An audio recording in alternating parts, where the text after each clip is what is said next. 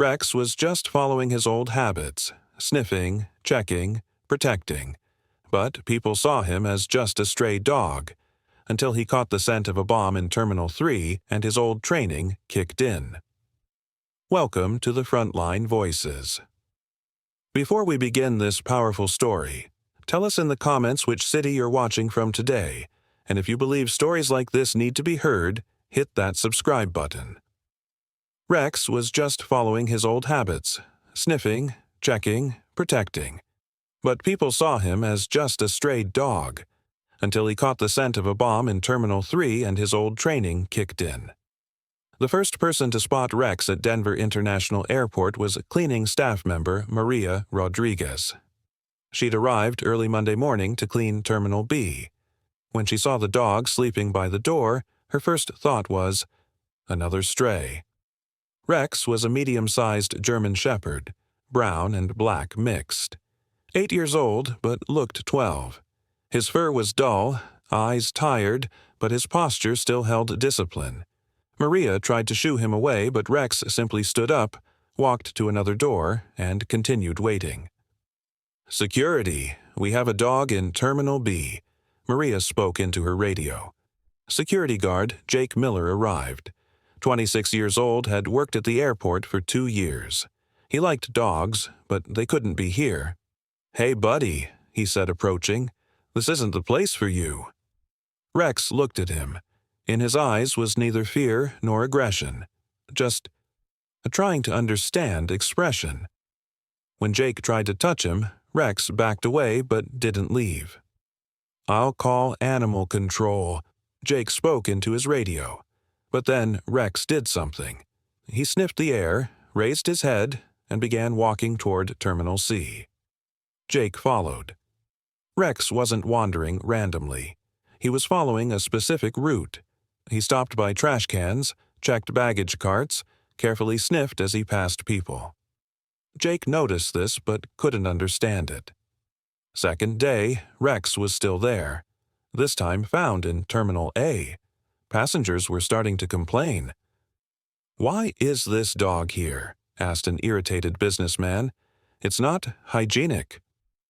Airport manager Jennifer Walsh was unaware of the situation. Jake called to inform her. "We've chased the dog away 3 times, but he keeps coming back," Jake said. "He's not aggressive, just seems to want to be here." "Where's animal control?" Walsh asked. "They're coming, but the dog disappears and shows up somewhere else each time."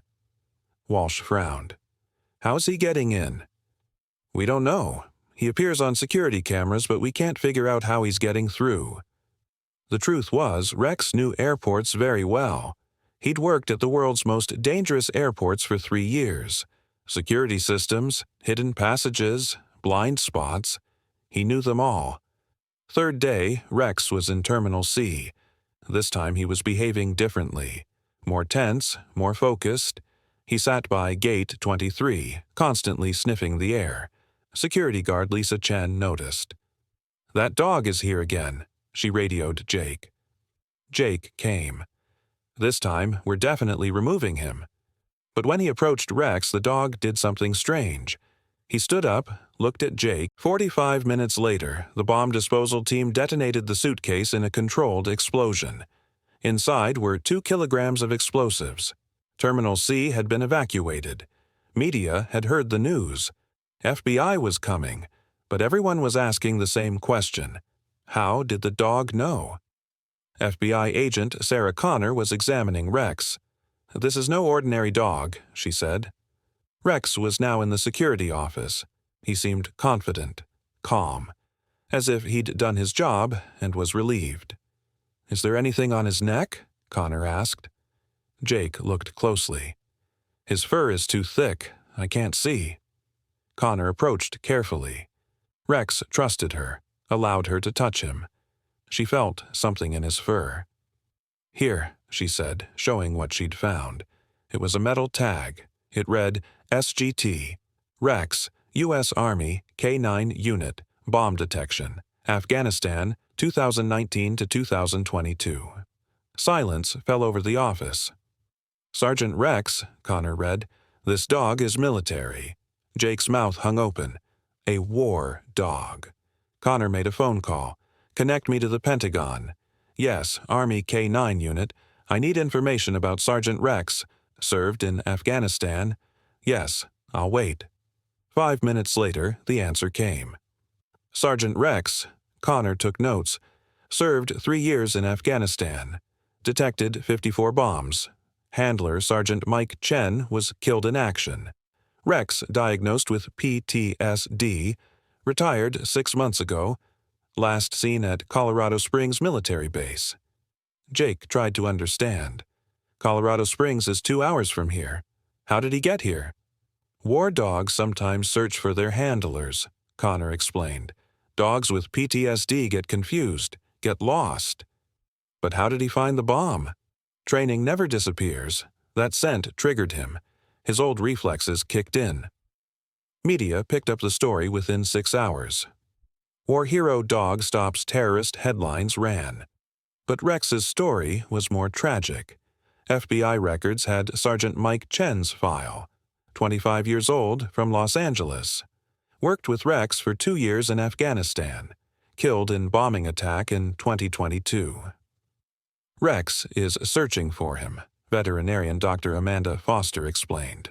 Dogs with PTSD sometimes constantly search for their handlers. Airports feel familiar because they used to go back and forth from there. But why did he stay here? Jake asked. Because he found purpose here. Doing his old job calms him. When the story became national news, phones started ringing. Hundreds of families wanted to adopt Rex. But the real surprise came Tuesday.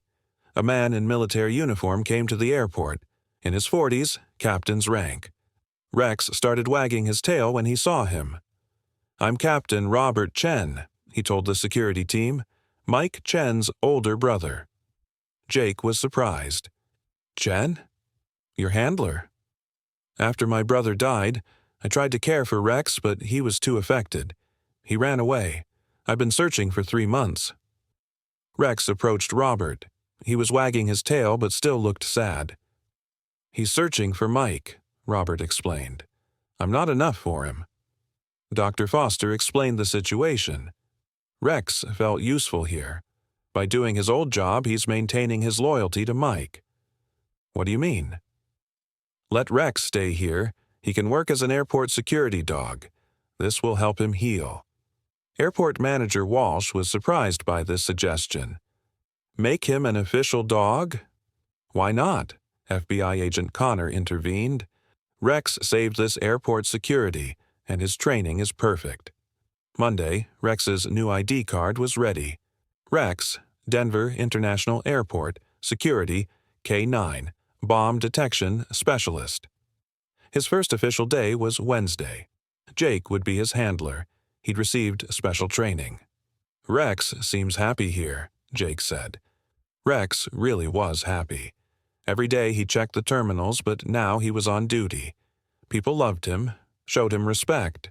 But the most important part was this. Rex had found his purpose.